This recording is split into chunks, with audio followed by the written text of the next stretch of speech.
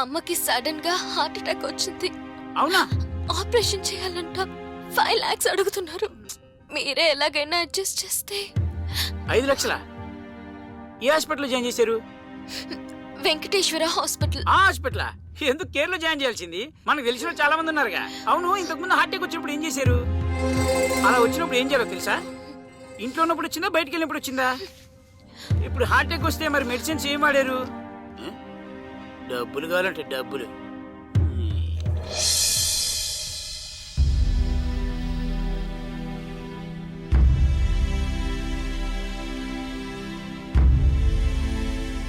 ఏంటి, అతను నీకు డబ్బులు ఇవ్వలేదు కదా?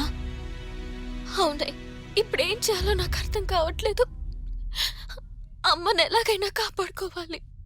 నువ్వేం టెన్షన్ పడకే, ఆపరేషన్ అయిపోయింది. ఒకసారి చూడు. ఎలానే? రాజు వచ్చి డబ్బులు కట్టారే. చూడవే, జనరల్గా ఆపదొచ్చినప్పుడే మనకి నిజమైన ఆప్తులెవరో తెలుస్తుంటారు.